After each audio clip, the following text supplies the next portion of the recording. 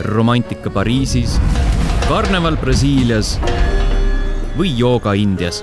Meie ütlemegi sulle, mis võiks olla sinu järgmine peatus.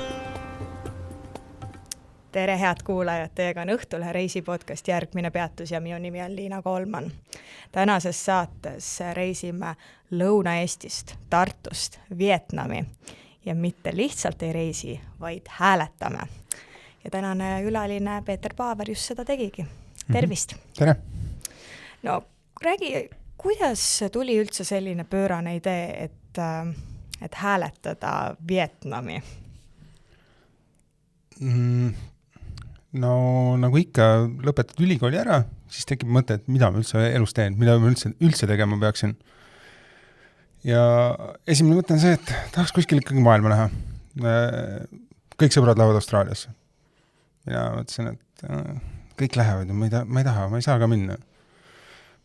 Ja ei taha nagu Ameerikasse raamatuid ka müüma minna, et tahaks nagu reisida, aga see on ka kindlasti tore kogemus, aga tahaks seda kuidagi teha niimoodi, et ei müü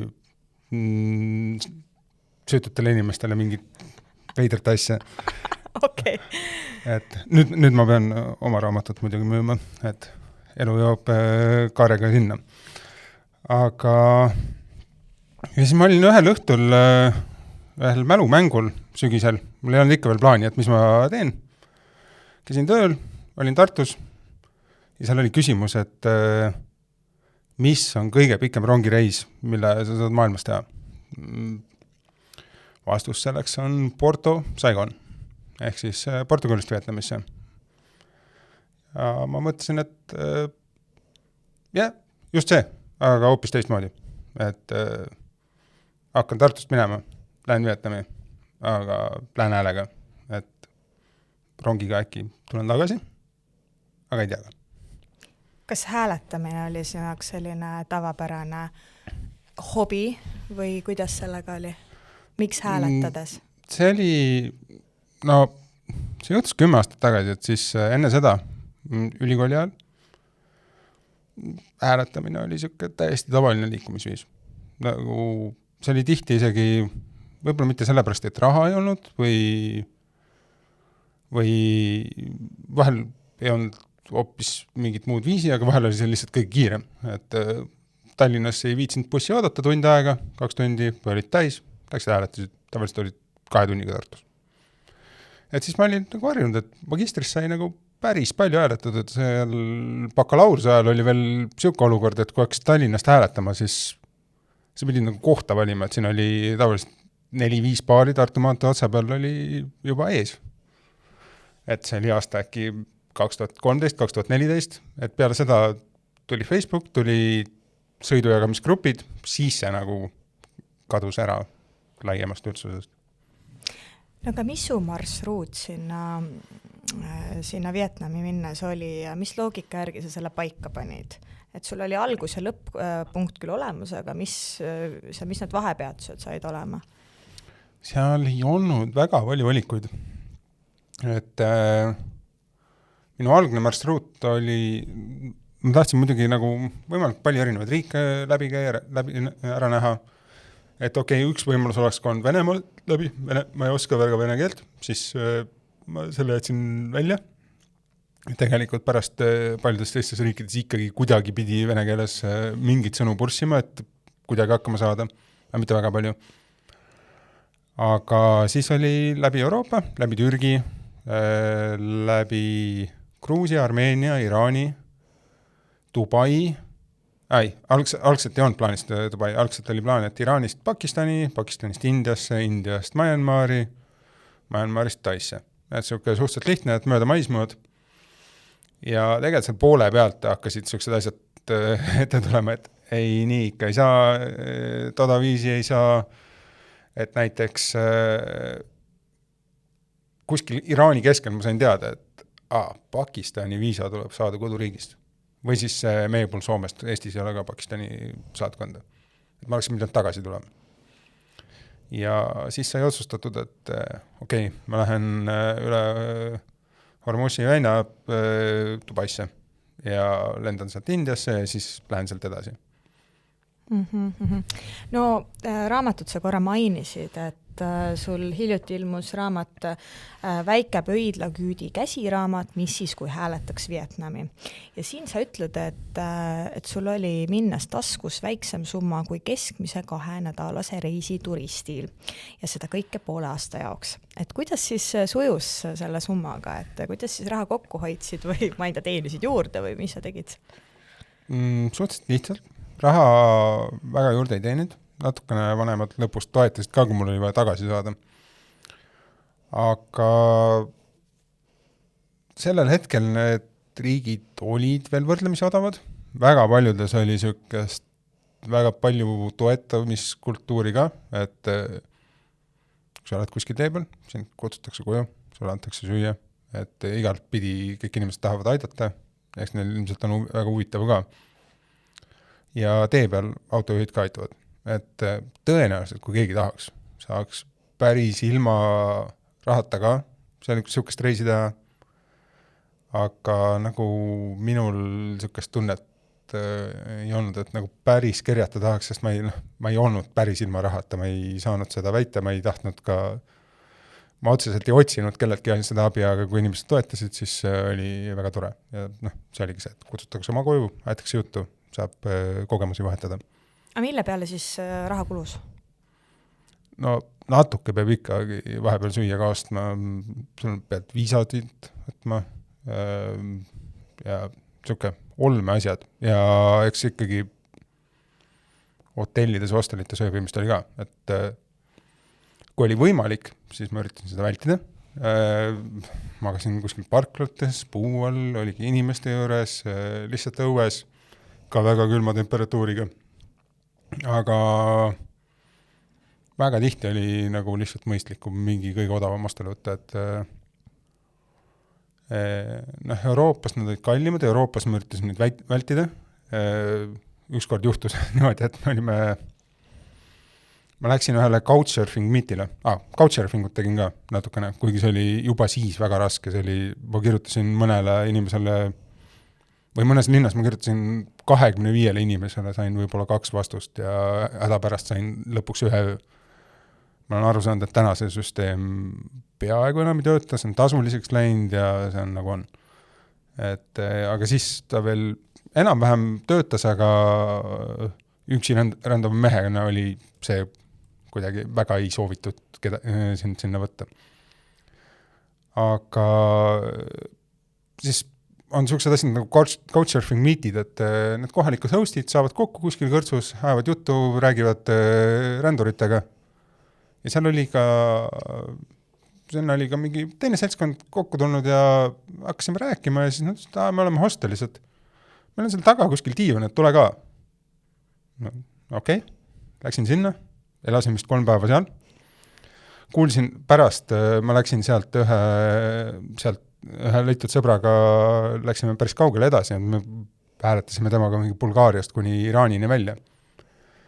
Ja siis mingi 2 nädalat hiljem ta rääkis mulle juttu, et kuule, seal hostelis oli mingi tüüp, kes elas, et kõik rääkisid, et keegi elab seal taga diivanil, keegi ei tea, kes ta on. Et sina olidki, jah? Mina olin see tüüp, jah. See creepy tüüp, jah? Ja, et kõik teavad, et keegi elab, aga keegi ei tea, kes täpselt elab. Et nagu jutud käivad ringi, aga keegi ei tea, kes see täpselt on. Sa enne mainisid, et puu all isegi magasid, et kuidas see siis nüüd välja nägi, et mõtlesid, et okei, siin ma ei taha raha kulutada või vaatasid, et siin on mõnus puu, kus magada või vaatasid, et hea temperatuur, et mismoodi see kõik need plaanid sündisid, et sa lõpuks sinna puu alla jõudsid? See oli üldiselt vist jah, et nagu ei olnud head valikut, kuhu minna, et ei olnud nagu sukust ägedat kohta, ei olnud odavat kohta, temperatuur nagu nii palju rolli ei mänginud, või hea, kui ikka külm oli, siis ma üritasin hotelli saada, aga näiteks Türgis ma olin Türgi kõige külmamas linnas, -15 kraadi, midagi sinna kanti, ma täpselt ei tea. Aga eks ma panin sinna ka, mul oli võrkkiika kaasas, panin sellega püsti. Üritad seal magada, kuidagi väga ei maga, 2 tundi hiljem koputatakse õlale või tuleb mingi kiirsilma, et tere politsei. Ja siis on niisugune, et ma ei tea, viige mind vanglasse või midagi, tahaks lihtsalt kuskile sooja saada. Aga nad olid väga toredad ja helistasid mingile sõbrale, kellel on hotell, käskisid tal mulle toa anda ja ütlesid, et davai, et lähed sinna ja homme hommikul olgu sa meie linnast kadunud. Said tasuta ööbimise? Jah. Et juhtus ka siukseid asju, et aga üldiselt jah, et kui ei olnud siukest head kohta lähedal, siis sai lihtsalt kas võrkkiik püsti pandud või kuskile põõsa alla kobitud.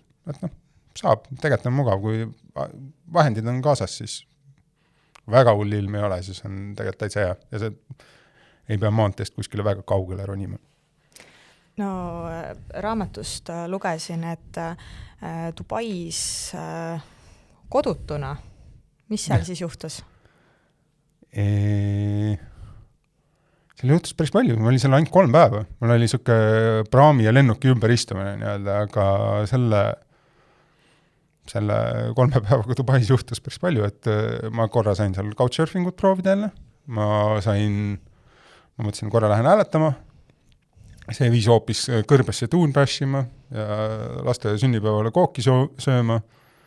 Ja ühe sain ka kuskil seal kõige kallimate villade vahel rannas veeta ja seal keegi ilmselt oma mingi hommikusel jooksutirul oli mulle veits raha pannud, et ma ei tea, et kas kaosid minema või näed võtta.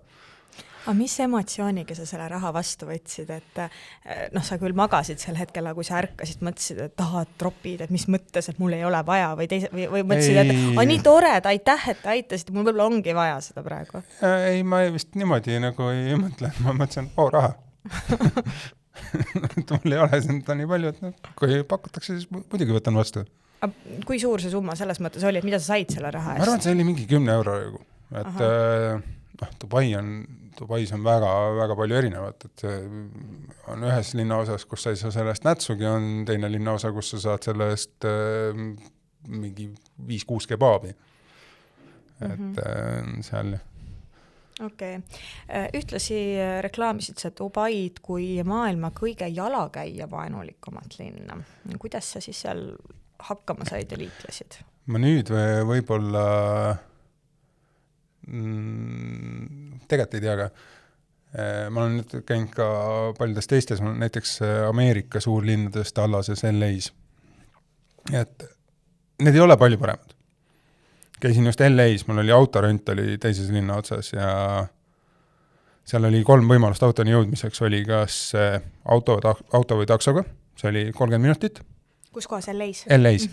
Ühistranspordiga, see oli 4 tundi või jala oli 19 tundi.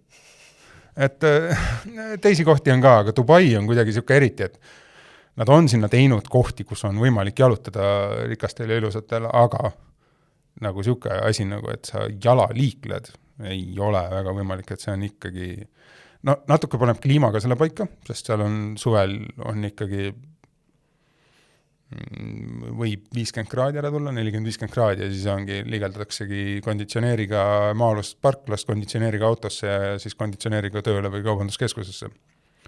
See on ka üks põhjus, teine põhjus on see, et ongi nagu niimoodi mitte kõige paremini planeeritud. Seal jällegi vana Dubai on siuke lahe, mõnus, need äärelinnad, kus on tänavatel elu, on tänavatel väiksed ärid. Aga see enamus Dubaist on ikkagi ehitatud pigem autodele. Ja minul oli seal näiteks siuke lugu, kus ma pidin lennujaama saama ja kilomeetri raadiuses ei ole ülekäigurada ja sul on 18 rida. Ja siis niimoodi 1 samm ettepoole, 2 sammu tahapoole kuidagi jooksed nendest üle. Ja jooksidki üle?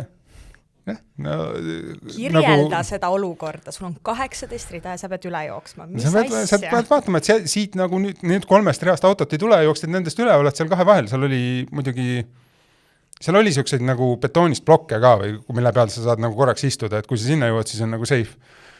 Aga see ikka võttis mõned minutid aega, et sealt üle saada. Õnneks oli õhtune aeg, et ei olnud nii hull liiklus, aga siiski 18 või 16 või väga palju ridu, mis seal oli, ikka tükk tegemist ületada. Ega need kiirused ilmselt seal just madalad ka ei olnud, et kui juba neid ridu nii palju oli? Ei on mega kiired, sest minu arust nagu seal Dubai sees või nagu nendel teedel on kiiruspiirangud on ikkagi siuksed alla maantekiiruse. Ma ei mäleta ka täpselt, aga aga noh, nad ei olnud ka nagu õueala või päris linnakiirused. aga sa seal mingit muud transporti ei kasutanud, et sa ikkagi vägisi seal Dubais tahtsid? Ei, kasutasin küll, ma kasutasin ikkagi, noh, ma alguses üritasin, sest ma igal pool lihtsalt käisin jala või nagu üritasin vähemalt jala käia. Aga ma kasutasin nende SkyTraini, see oli võrdlemisi hea, oli võrdlemisi odav ka, süsteem oli nagu hästi tehtud. Et selles suhtes on nagu kiitus, et see nende, no nad ei ole metrood maale kaevanud, aga ongi siis üleval üles tõstetud. Et see toimis suhteliselt hästi, et nagu suuri vahemaid said ikkagi sellega liikuda, ilma oleks täiesti võimatu olnud. Aga kui sa nüüd algselt seal Viktoriinil või kus sa seal olid, otsustasid, et sa hääletad Vietnami, oli see esialgne plaan, et sa ainult hääletad või kõnnid või sa ikkagi mõtlesid kohe, et ikkagi mingit muud transporti ka vaja on? Või kuidas see transpordi teemaga üldse oli sul? Ma arvan, esimene mõte oli ikka see, et ma hääletan. No ma olen kõva mees, ma saan kõigega hakkama. Muidugi, et saan. Ja ma ikka hääletan terve tee ja siis isegi kui ma sain teada, et päris tervet teed ikka hääletada ei saa. Tegelikult mul oli varem juba hakkasin teisi lahendusi ka otsima, et ma ikka võtsin ronge, ma tegin mingi hetk avastad, et mingid transpordivahendid on odavamad kui hääletamine. Mis mõttes? Mis see tähendab? Selles suhtes, et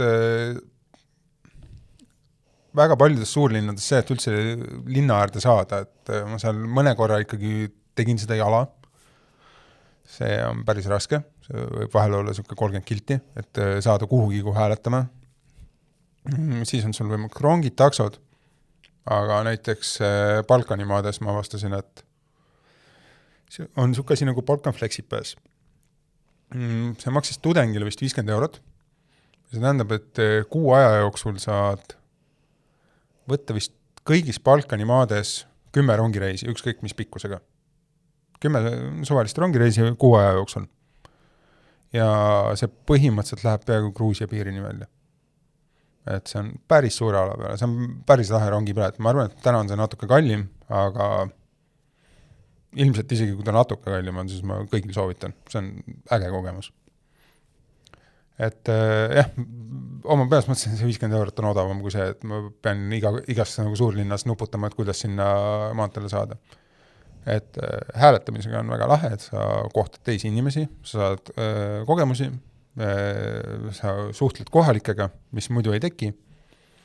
Aga kui sa oled nagu nii pikal teel, siis vahel mõtled, et niimoodi on ka päris äge. Et ongi siuke head vaheldused. Et sa niimoodi on ka hea, et sa vahete vahel ei pea kellegagi suhtlema. Ja niimoodi tekkisid hoopis teised seiklused ja siis me läksime seal vahepeal ühe selle sõbraga, kelle me Bulgaaria hostelist leidsime, natuke sõitsime rongiga, siis mingi hetk minul oli see piletul olemas, mina sõitsin rongiga, tema hääletas, siis saime kokku, siis Gruusias jälle hääletasime temaga koos edasi, siis hääletasime vahepeal lahus, siis Iraanis saime hoopis ühe kämpervänni peale suurema seltskonnaga, et seal kogu aeg nagu midagi muutus ja selle poolest nagu selle poole aasta jooksul ei tekkinud kordagi siukest reisitüdinimust, sest nagu sul kogu aeg sihtkohad, kultuurid, inimesed, transpordiviisid, kõik kogu aeg muutus. Kes need inimesed olid, keda sa sealt leidsid, et sellised heas mõttes hullud, kes otsustasid ka Vietnami hääletada või kes nad on? Neil on siukest plaani, aga terve selle tee ma kogu aeg leidsin, kui sa reisid siukestes odavates hostelites, alla 5 €, siis sa kogu aeg leiad seda sama siukest inimtüüpi, siukest rändurit, kes ongi ka ilmselt on lõpetanud, võib-olla mõni on lõpetanud keskkooli, mõni on lõpetanud baka, mõni on magistri, mõni on ka vanemaid tüüpe, kes rändavadki niimoodi mööda maailma ringi. Et mõned tulevad teiselt poolt, mõned tulevad teises suunas, enamasti nad ei võta nii suurt teed ette, et kes käib aeglasemalt mööda Balkanit ringi, kes lähebki Euroopast Iraani ja kavatseb sealt tagasi tulla, aga leidsin ka neid, kes olid enam-vähem sama teel, et ma leidsin ka ühe paarikese, kes läks ratastega enam-vähem sama teed. Vietnami siis? Jah. Läksid vist, mäeta, Hollandist äkki. Sa ütlesid, et hääletades ikka leiab uusi inimesi, ma ei tea, kas just sõpru, aga ütleme uusi inimesi, et kuidas sellega on ta siis ohutu või mitte või kuidas sa seda sina karune meesterahvas, ma arvan, võib-olla ei ole see ohutus nii suur probleem, aga ma ei tea, kui mina läheksin hääletama, siis see on selline võib-olla kahtlane. Ja minul on siuke hästi hea heidutus, et seal, vähemalt tollel reisil ma olin ka siuke, lägin võrdlemisi vaene välja, et siuke katkised püksid, väsinud seljakott ja olin särke pesta said ka võib-olla korra nädalas, kui hästi läks, tõenäoliselt nagu kauem ja kuule, aga siis on hoopis vastupidine probleem, et ma ei julge sind peale. Ja see on ka võimalik, ma tegelikult kirjutasin, et sa ikkagi, kui sa hääletad, siis natukene peab ikka autojuhi suhtes ka viisakust näitama, et väga must ei tohi ka olla. Aga siuke üleliia puhas ka ei tasu olla, et siuke aga lisaks on see, et ma olen üsna suurt kasvu ka ja siis see ongi siuke, et hea heidutus, et ilmselt ei ole väärt midagi teha või näiteks varastel tulla. Aga naistel on kindlasti see keerulisem. Ma arvan, et teises podcastis vist ka soovitasin, et kahekesi on kindlasti nagu turvalisem ja endal ka rohkem julgust ja võimalusi ja et jah, oleks minu soovitus. Kas sa ise, kui mõni auto peatus, sa mõnele ütlesid ei ka, et sest ta tundus imelik? Hääletamiseks mitte. Iraanis oli üks juhtum, kus ma ei hääletanud. Ma otsisin turismibürood, mul oli vaja praamipiletit saada. Ja siis peatus üks auto ja küsis mult seksi. Et ta on homoseksuaal. Just tahtsin küsida mees või naine? Mees. Siis ma ütlesin, et sorry, ei ole, ei saa pakkuda, aga kuule, kus see turismibüroo on, siis pani rehvi vilinal minema. Kohalik või? Ja, kohalik, jah. Sest seal on see illegaalne, siis tal ilmselt on üsna raske elu.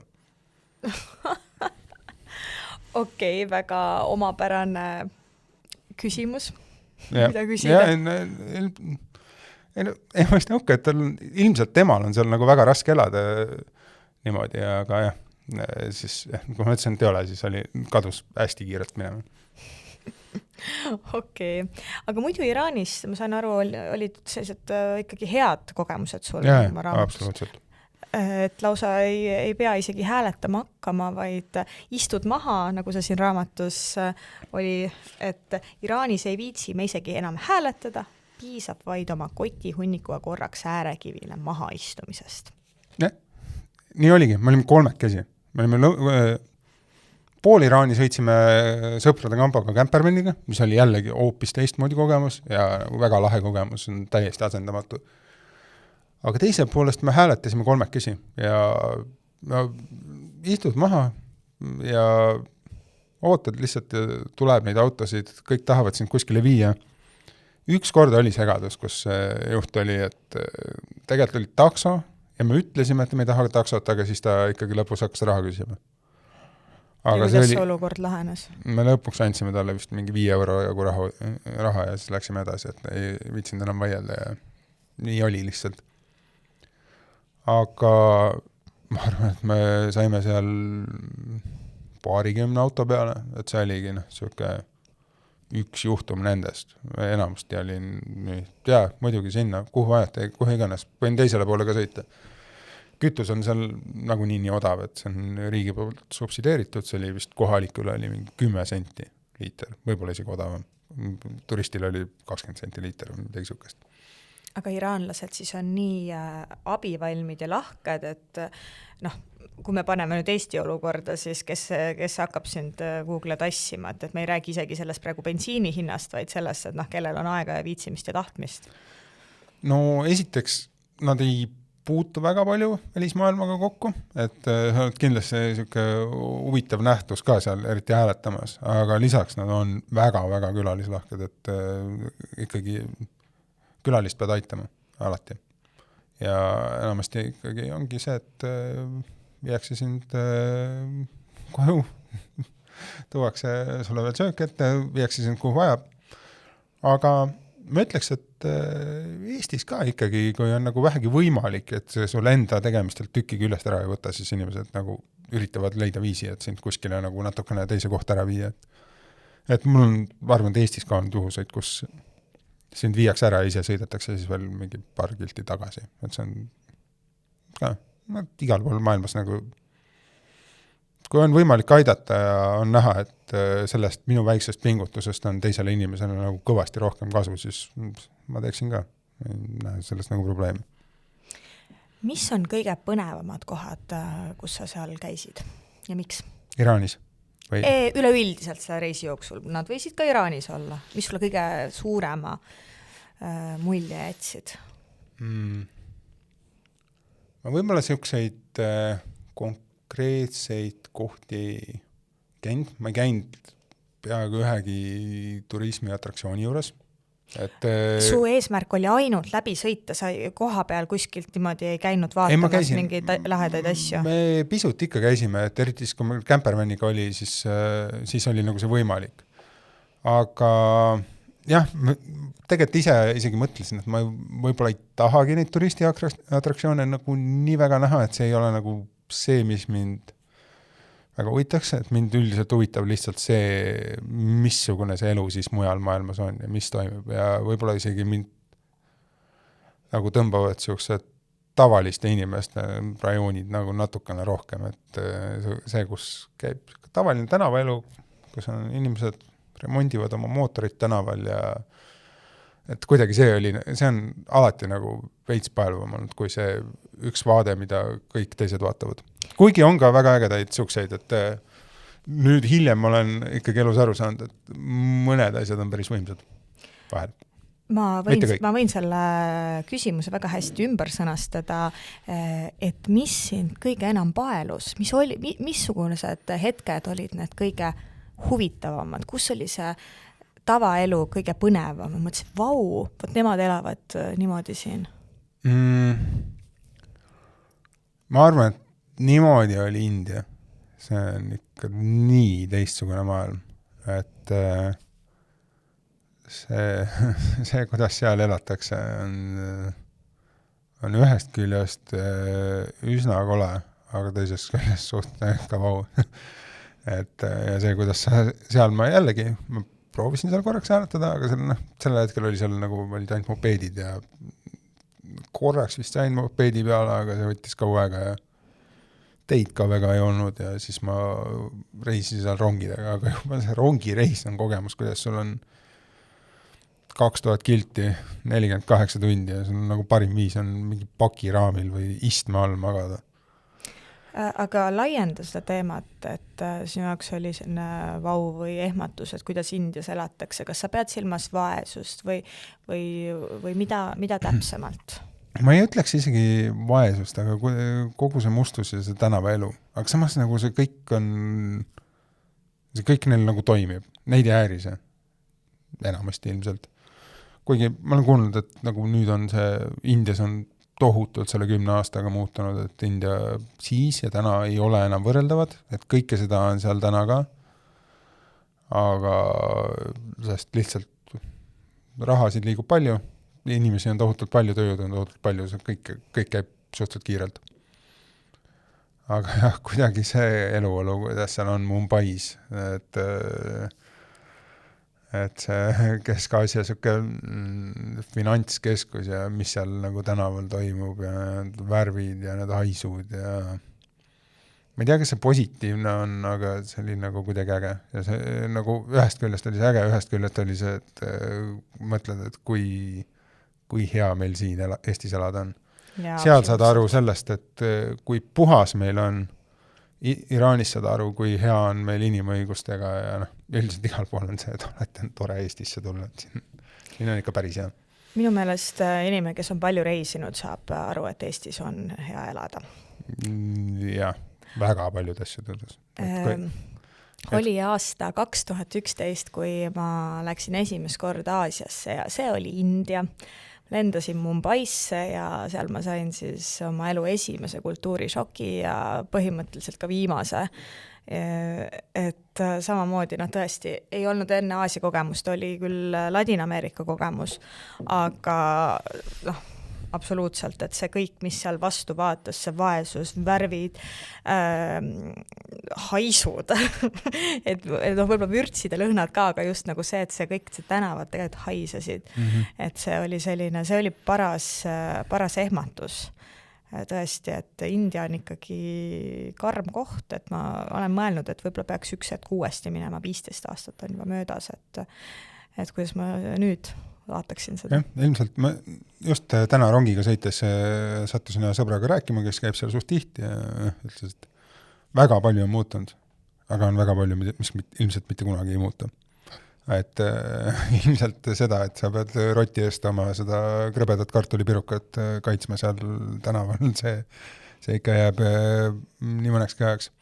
Aga üldiselt jah, et teistes riikides kah, see iraanlaste külalist lahkus ja lihtsalt need hetked, et me olime seal, kuidas me aastavahetust mingi täiesti tühjas kõrbes oma selle kämpervänni kõrval vastu võtsime ja pigem need hetked ja kogemused, et selliseid konkreetseid, et vaatega kohti sellel reisil ei olnud. No eesmärk oli muu. Yeah. Jaa, absoluutselt. Mis oli selle reisi kõige raskem osa sinu jaoks? Kas sa kuskilt mõtlesid, et miks ma seda tegin, oleks hea praegust kodus olla? Ma arvan, et 2 kuu peal tuleb siuke natukene üksildus, kodus on jõulud, tahaks seal olla. Täna on sellest nagu natukene raske mõelda, sest 10 aastat on mööda läinud ja kõik need kõige raskemad kogemused või kõige ebameeldivad kogemused on täna sellised ägedad lood. Et nagu kõik, mis siis tundub raske, ongi just täna äge, aga seal oli just nende India rongidega, et oled 48 tundi vagunis pakiraami peal, saad ära ei saa tulla, väljas on 38 kraadi, endal on 38 palavik. Mis päris vagunis pakiraami peal? Seal, kus mütsiriiul, seal, kus kotid pannakse, sest mujal ei mahu istuma. Üldvagun, Indiasse on seal on erinevad klassid, seal on esimene klass, teine klass konditsioneeriga ja need on kõik mingi 6 aega ette möödud. Sa ei saa sinna piletit üldiselt osta. Sa tegelikult valge inimesena saad sinna minna ja lihtsalt võtta koha ja keegi ei jää sind ära. Aga sellel hetkel mina seda ei teadnud ja siis oli ainult üldvagun. See ei maksa mitte midagi, seal keegi tegelikult piletit ei kontrolli ka. Aga seal on, sinna läheb nii palju inimesi, kui uksest sisse füüsiliselt mahub. See tähendab seda, et see, mis Elroni rongis on reede õhtul, see ei ole nagu mitte midagi, et seal ikkagi sa pead inimestes üles istuma ja kõige parem ongi see, kui sa saad koha sinna pakiraami peale või siis istma alla. Seal saab nagu magada ka, nagu pikali visata. Täitsa istma alla? Pressid ennast, tõmbad kõhu sisse ja pressid sinna. Ei, ma just mõtlengi, et istma all ei tunduks olevat väga hea koht, aga sa ütled, et see on üks parimaid kohti. See on parimaid kohti, sest sa saad nagu seal päriselt pikali visata ja päriselt magada. Aga minul oli üks siuke juhus, kus vaikselt hakkas midagi nagu peale tilkuma ja siis sain teada, et üks väike poiss oli ennast täis lasknud. Okei, õnneks oli see väike poiss. Yeah. Praegust juba kujutasin ette. Et seal juhtub nagu siukseid asju, aga see oli lihtsalt see, et okei, ma vaatasin särgi ära ja kõik. See, kui ma olin nagu haige ja see oli 48-tunnine reis, see oli nagu ikka päris rets. See oli niisugune tunne, et miks ma juba surnud ei ole. Aga pärast rongi lõpus oli juba natukene parem olla. Palavik läinud ja? Ei, päris ei läinud ei olnud, et siis ma koperdasin kuidagi mingisse hostelisse läbi siukse Uduse Delhi varahommikul ja magasin seal ka 1 päeva ja siis hakkas nagu juba paremaks minema. Aga jah, pärast on niisugune äge lugu. Sellel hetkel oli nagu ilgelt vastik. Aga räägi veel mingisuguseid selliseid ägedaid lugusid, mis iganes sul pähe tuleb, ma arvan, et sul selle poole aasta jooksul juhtus nii mõndagi. Mõtlen, mida juba rääkinud ei ole.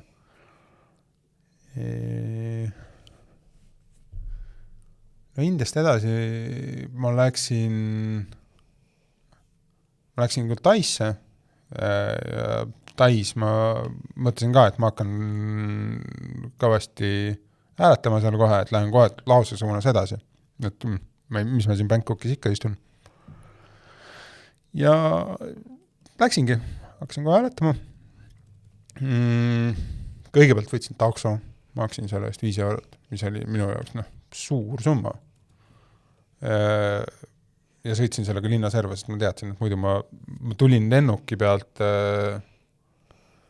Bangkoki vist terve päeva, 34 kiltse. Ja siis hakkasin hääletama. Siis hääletasin terve päeva. Ja sain ka autode peale, sain mingi, ma arvan, 5 auto peale vähemalt.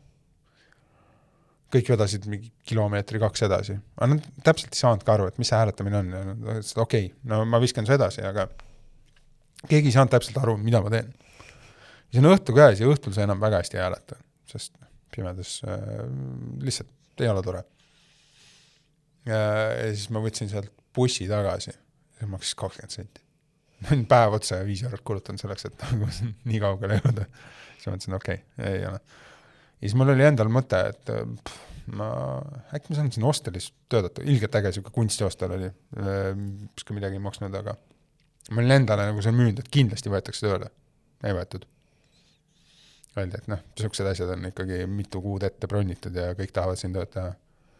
Aga ma olin seal esimesel päeval pilte teinud, sest oli üks kontsert ka. Ja siis mõtlesin, okei, ma olen paar päeva siin. Saatsin seal tegevjuhile, kes oli seal baaris tegutses, saatsin pildid.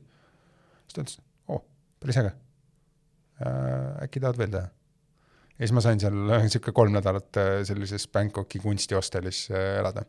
See oli ka oma ette äge kogemus. Sest, et see oli nagu võimalus korraks koha peal olla. Sest ma olin nagu 3-4 kuud nagu liikunud kogu aeg. Et sa ei jää kunagi paikseks, sa ei leia kunagi nagu sukseid püsivumaid kontakte, püsivumaid tuttavaid, sa ei avasta nagu ühte paika. Ühest küljest on see lahe, sest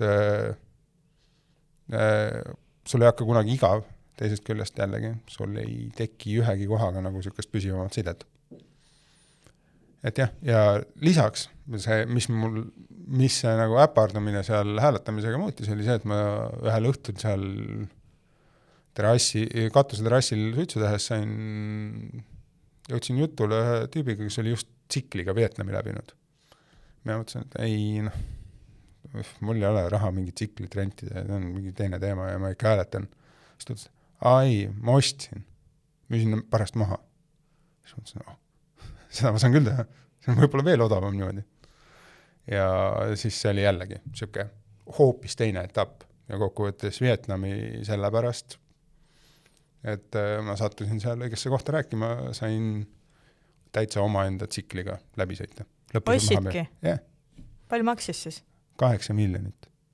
Okay, see on Eesti rahas on see mingi 200 euri. Ja maha müüsid? 310. Ärimees. Ei, no seal olid, pidin seda remontima, 2 korda lendas mootor õhku, nagu täiesti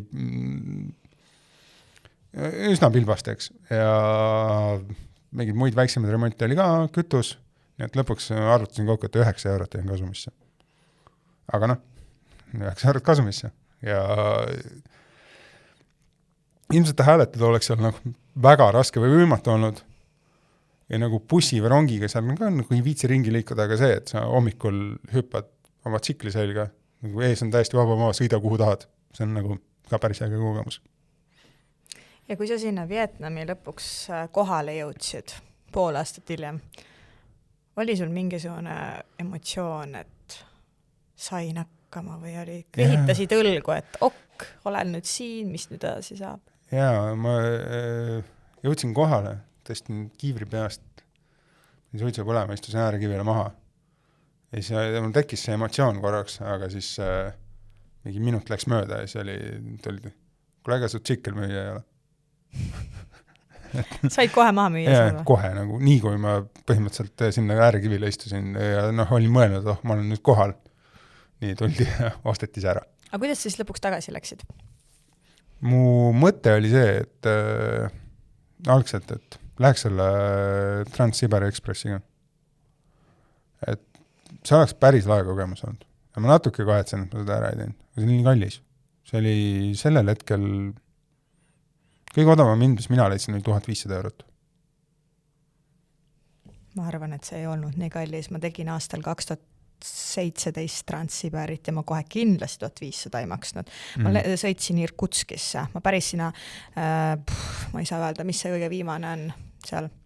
No Irkutsk on põhimõtteliselt Baikali enam-vähem. Sealt oleks 2 ööpäeva veel edasi läinud. Jaa, aga seal on uued riigid, Mongol ja Hiina. Ei, ta ei lähe Mongooliast läbi, mina läksin hiljem Mongooliasse alla teise rongiga, aga see läheb sinna Isver küll, oota, vaatan kohe, mis see riik, mitte riik, vaid seal Jaapani piiri ääres on, et sinna oli 6 ööpäeva Moskvast ja mina sõitsin siis 4 ööpäeva, aga ta ei olnud nii kallis. Seda ma eeldasin, et see Venemaa osa, et sinna ei ole nii kallis, sest nagu ei tohiks olla. Aga ta ikkagi läheb edasi, ta läheb edasi ju, ma ei leia praegu üles täpselt seda, pole ka tähtis, aga see viimane linn, see on ju Venemaal, ta ju läheb mööda Vene piiri, ja Venemaad, et Trans-Siber ise ei lähe ju alla. Ma ka nii täpselt ei oska hetkel öelda, kus ta läks, aga võib-olla see oli mingisugune vahendustasuga. Ilmselt küll, jah, aga kui sul on vaja läbida 4-5 erinevat riiki, siis ilmselt seal ongi et sa pidid nagu sinna jõudma selles mõttes, jah? Ja sa pead minema läbi kogu Vietnami, sa pead läbi minema läbi Hiina ja ma ei teagi, kus ta veel läbi jookseb. Minu arust ikkagi jookseb läbi Mongoolia, aga ma ei tea. Mina tulin Irkutskis maha ja see rong läks edasi Ulan-Udeesse minu meelest, aga mina läksin sealt alla Ulan-Batarisse Mongooliasse teise rongi peale. Et Trans-Siber nagu läks otse edasi sinna. No kohe niimoodi praegu, mis linn see võiks olla? Trans-Siberian, okei. No see selleks, me ei pea üldse praegu seda... Igal juhul jah, sellel hetkel mina vaatasin, et see on 1500 €. Nagu kõige odavam hind, mis ma netist leidsin ja ise ka mõtlesin, et ei tohiks nii kallis olla, aga nagu sa ühtegi paremat pakkumist ka ei leidnud ja kui sa hakkad juba poole peale minema, siis nagu ongi, siis on nagu ka keeruline. Vladivostok leidsin. Vladivostoki on Moskvas 6 ööpäeva. Ja see siis kulgeb niimoodi läbi. Palju see maksis? Ma ei läinud Vladivostoki välja, ma ise läksin Irkutskisse välja, minu unistus oli Baikali äärde minna, ma ei mäleta, palju see maksis, aga see ei olnud kohe kindlasti 1500 €. Ei, no seda küll, jah. Et, aga kunagine plaan ja lootus, et äkki on see võimalik. Võib-olla kunagi on võimalik, et me kunagi 2019 mõtlesime, et me läheme minu Moskvitšiga Baikali äärde, aga siis tuli koroona, siis tuli seda ja täna ei tea keegi, kas see on kindlasti võimalik, aga millal nagu moraalselt see endale mõistlik tunduks, seda ei tea mitte keegi. Absoluutselt. Et, jah. Aga igal juhul ma tänan sind väga selle toreda vestluse eest. Ja järgmine peatus on eetris 2 nädala pärast.